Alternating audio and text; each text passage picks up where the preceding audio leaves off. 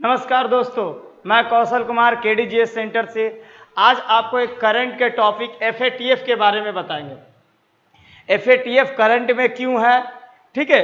FATF में white list क्या होता है, ग्रे लिस्ट क्या होता है, ब्लैक लिस्ट क्या होता है, ठीक है। फिर ब्लैक लिस्ट होने पर पाकिस्तान पर क्या प्रभाव पड़ेगा और इसमें इंडिया का क्या रोल है, क्योंकि हम लोग किसी भी ऑर्गेनाइजेशन को, किसी भी देश को देखते हैं तो अपने इंडिया के पर्सपेक्टिव से देखते हैं, क्योंकि हमारा इंडिया पे क्या प्रभाव पड़ेगा और इंडिया को इससे क्या लाभ होने का है, ठीक है।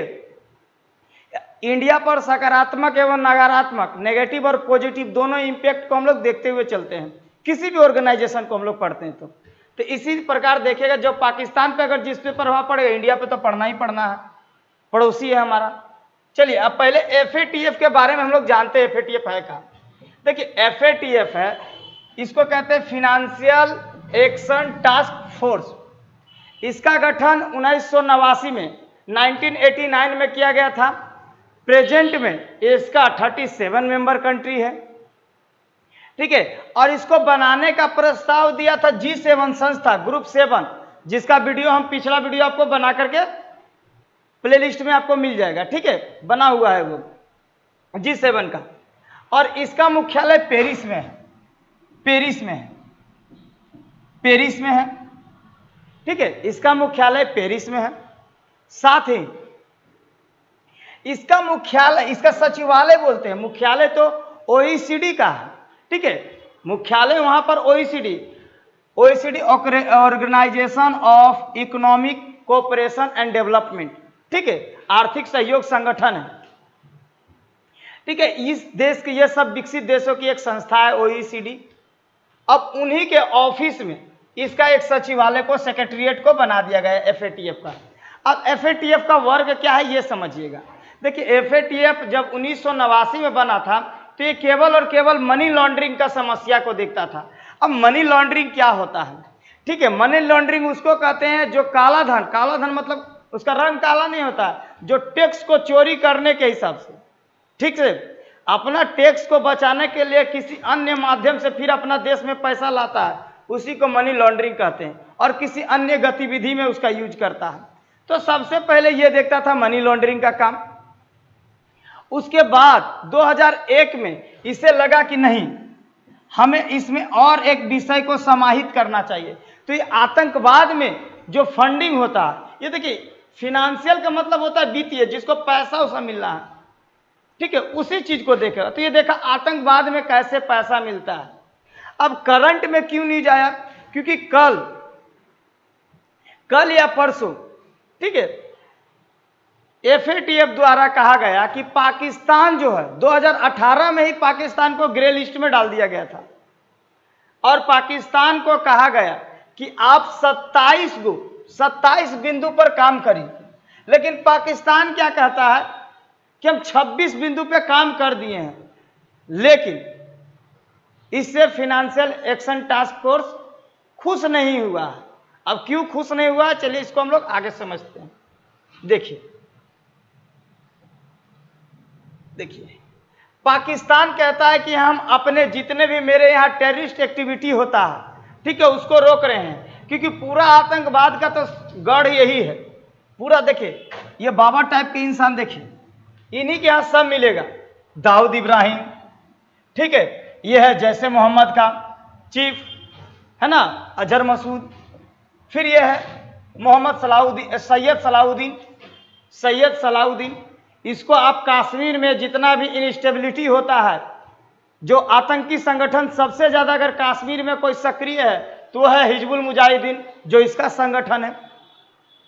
फिर एक है आपको हाफिज सईद, इसका एक संगठन है लश्कर ए तोयबा, है ना। यह संगठन के माध्यम से यह आतंकवादी गतिविधि को शुरू करता है और भारत में अस्थिरता लाने का प्रयास करता है और जगह जगह बम विस्फोट का कार्य करता है। तब इसको बोला गया था पाकिस्तान को कि तुम इस सब पे क्या करना ना, कार्रवाई करो। बोला हाँ हाँ करेंगे। कार्रवाई कुछ किया नहीं, एक दिखावा कर दिया। साथ ही क्या किया है, साथ में ये क्या किया कि इसको इंटरनेशनल मॉनेटरी फंड दिया था पैसा, क्या कहता है अपना देश में का जो बैलेंस ऑफ पेमेंट होता है, बैलेंस ऑफ पेमेंट का मतलब हो जाता है कि अब आयात ज़्यादा कर लिया, निर्यात कम किए, तो पैसा आपके पास कम रहा, तो आपको बाहर से कर्जा लेना पड़ता है, तो उसी समय कर्जा देता है ये क्या नाम है, इंटरनेशनल मॉनेटरी फंड, IMF, अंतर्राष्ट्रीय मुद्रा कोष। अब ये कहा कि इससे तो लिया कि हम बैलेंस ऑफ पेमेंट का क्राइसिस को दूर करेंगे, कहा कि इससे भी पैसा ले करके और अपना रक्षा बजट में खर्च कर दिया, अपना डिफेंस में खर्च कर दिया। ठीक है, कोई दिक्कत। अब वही इसी के कारण से जब पाकिस्तान अपने मुद्दों पर काम नहीं किया है, जो उसको इंस्ट्रक्शन दिया गया था, ठीक है, जो उसको बताया गया कि आप इस प्रकार का नीतियां बनाइए कि आपके जमीन कम से कम आतंकवादी गतिविधि हो, लेकिन ये मानने वाला नहीं है। तब इस पे अब हो रहा है कि ब्लैक लिस्ट होने का खतरा हो रहा है। अब ब्लैक लिस्ट क्या है, व्हाइट लिस्ट क्या है और ग्रे लिस्ट है, इसको भी हम लोग समझ लेते हैं। तो देखिए, व्हाइट लिस्ट वैसा होता है जिसका जो देश में कोई दिक्कत नहीं है, कहीं टेंशन नहीं है, इसमें आराम से पैसा सही क्रियाविधि चल रहा है, कोई मनी लॉन्ड्रिंग का कोई समस्या नहीं है। ग्रे लिस्ट है, इस पे लगता है डाउट है, इसमें तो कन्फर्म है कि मनी लॉन्ड्रिंग करता है, ये आतंकवाद को खुद से बढ़ावा दे रहा है, मनी लॉन्ड्रिंग को खुद से ये देश बढ़ावा दे रहा है। यहाँ पर है कोई गड़बड़ी नहीं है, यहाँ डाउट है, यहाँ कन्फ्यूजन है, यहाँ कन्फर्म है। ठीक है, एकदम अपना भाषा में समझिए, यहाँ पर एकदम कोई डाउट नहीं है, आराम से काम करिए आप, कोई दिक्कत नहीं है, कोई भी देश व्यापार करिए, इसके यहाँ कोई गलत काम नहीं होता। ठीक है, मनी लॉन्ड्रिंग जैसी समस्या नहीं है।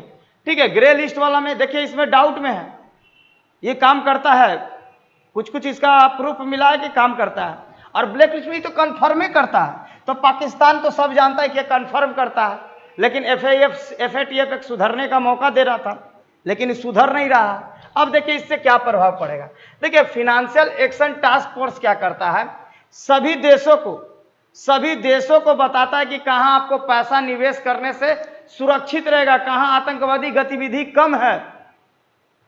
ठीक है, आपको अब ये कर दिया गया है, अब इसको ब्लैक लिस्ट में कर देगा तो सब जानता है कि यहां पर तो पूरा धांधली पाया जाता है, पूरा मनी लॉन्ड्रिंग होता है, तो कोई जाएगा ना, कोई इंडस्ट्री जाएगा, और जो इंडस्ट्री है वो बोरिया बिस्तरा लपेट के चल देगा, बोलेगा बताओ इसके यहाँ रहेंगे और ये क्या करेगा, पूरा मेरा पैसा को जब ने तब आतंकवादी से क्या करेगा, फैक्ट्री पे बम पटकवा देगा।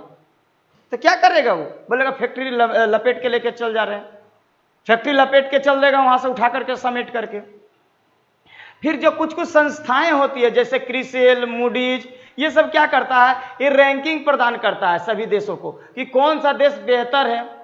ठीक है, निवेश करने के लिए, निवेश भी कम आएगा इनके पास, निवेश भी कम आएगा, और जो देश है जो इसको कर्ज देता है, आर्थिक सहयोग देता है, वो भी कम से कम देगा। तो चाइना ऐसा ही है, उसको आधा खरीद लिया है, अब इसको सहयोग देगा, बोलेगा बेचो, गधा तो ऐसे ही बेच ही रहा है, अब देखिए क्या क्या बेचेगा ये।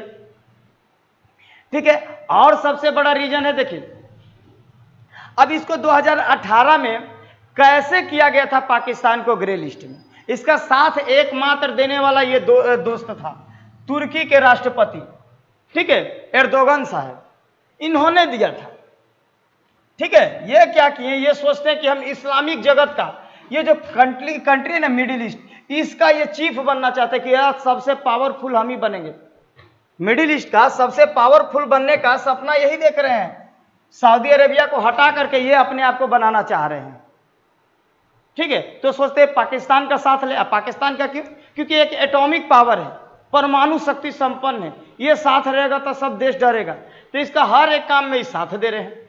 और जब FATF में इसको ग्रे लिस्ट में डाला गया ना, तो ये भी साथ नहीं दिया था, इस सोनू टाइप का इंसान हो गया है ना, एकदम भरोसा नहीं है, इस पे कोई भरोसा नहीं है। ये क्या किया कि इसके विरोध में मात्र एक मत है जो इसका समर्थन में पड़ा था, वो था तुर्की का, बाकी सब विरोध में दिया था। 2018 से ही ग्रे लिस्ट में था, तो 2020 में ही इसका सारा चीज का सर्वे होना था कि ये कितना काम किया है, नहीं किया है।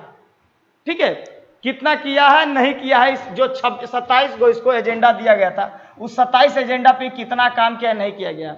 लेकिन कोरोना के कारण इसने कुछ किया नहीं है। ठीक है, और क्या है, इसका क्षेत्र में देखिए मानवाधिकार का भी बहुत हनन हो रहा है। ये बलूचिस्तान क्षेत्र है, यहां पर पाकिस्तान का सेना क्या करता है, वहां का जनता को हेलीकॉप्टर से गोली मरवाता है। सोचिए, ये बलूचिस्तान क्षेत्र में, ये बलूचिस्तान क्षेत्र में तो और आतंकवादी गतिविधि को बढ़ता है। ठीक है, तो इसके लिए और प्रेशर इस पे बना हुआ है। अब उसके बाद अब मोदी जी आए, और ये जब से आए हैं तब से तो इनका दिन खराब है और खराब होते जा रहा है।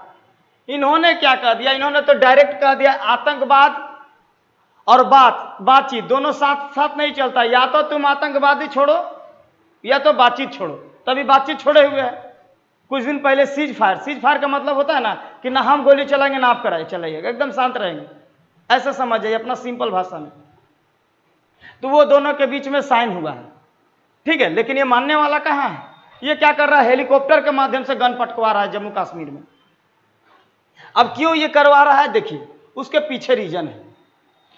अब जम्मू कश्मीर को तो पहले दो भाग में बांट दिया गया है, एक लद्दाख और एक जम्मू कश्मीर में, ठीक है। जम्मू कश्मीर में यहां इसको तोड़ दिया गया, इसको भी यूनियन टेरिटरी यानी केंद्र शासित प्रदेश, इसको भी केंद्र शासित प्रदेश बना दिया गया। यहां पर विधानसभा है, यहां विधानसभा नहीं है, ठीक है। अब पाकिस्तान का हालत खराब क्यों हुआ है, ये तो जिससे अमेरिका को डराता था उसको कब के ही अमेरिका उड़ा दिया, तो अमेरिका से भी साथ नहीं मिल रहा था। डोनाल्ड ट्रंप तो और आकर के इसका स्थिति खराब कर दिए, इसको पैसा तक नहीं दिए हैं। देखिए इसका सिचुएशन ऐसा हो गया है ना। और फाइनेंशियल टास्क फोर्स के तहत अगर ब्लैक लिस्ट में चल गया तो एकदम इसमें और कोई देगा भी नहीं। ये तो मांग रहा है लेकिन देगा भी कोई नहीं, क्यों? और देखिए भारत सरकार क्या अपना पॉलिसी अपनाइए, ज्यादा से ज्यादा आतंकवाद को वैश्विक तौर पर विरोध किया जाए। इसके लिए देखिएगा मोदी जी के जहां भी स्पीच होता है वो आतंकवाद को बहुत ही कठोरता से, बहुत ही कठोर शब्दों में आलोचना करते हैं आतंकवाद किसी एक स्पेसिफिक देश के लिए नहीं है, आतंकवाद सभी देशों की समस्या है और इसे वैश्विक रूप से ही इसको सबको सामना करना चाहिए। और मोदी जी ने क्या किया है, आतंकवाद पे सभी देशों को एकजुट करने का प्रयास किया, और इसी एकजुट करने का प्रयास है कि जो अजहर मसूद है उसको यूनाइटेड नेशन जो है ग्लोबल टेररिस्ट घोषित कर चुका है, इसको ग्लोबल टेररिस्ट घोषित कर चुका है। वैश्विक आतंकवाद विश्व का, इसको कहीं भी देखेगा विश्व में पकड़ लेगा, लेकिन पाकिस्तान में आजाद घूमता है, ठीक है। और दूसरा पाकिस्तान को गड़बड़ी थोड़ा सा क्या हो गया है, अब भारत क्या किया है, अपने जो जम्मू कश्मीर के मेन स्ट्रीम के पॉलिटिशियन है, राजनीतिक है, मुख्य धारा के राजनीतिक दल एवं उसके सदस्य, उससे बातचीत करना शुरू कर दिया है। यह भी स्थिति है। तो इसलिए पाकिस्तान का क्या हो गया, जम्मू कश्मीर का मुद्दा पे जो जब सब देश से पैसा उसा मांगता था वो भी जा रहा है इसका, ठीक है। अब फिर से अब इसको ब्लैक लिस्ट में आतंकवाद के कारण डाल रहा है तो पैसा भी नहीं आ रहा है, इंडस्ट्री तो ऐसे बैठता नहीं है वहां, तो हालत ऐसा हो जाएगा। तो देखिए FATF का अब क्या क्या प्रभाव पड़ा आपको सामान्य भाषा में बताने का प्रयास किए हैं, ठीक है। आपको और भी किसी मुद्दों पे वीडियो बनाना है तो उसके लिए जरूर से जरूर कमेंट बॉक्स में सजेशन दें, ठीक है।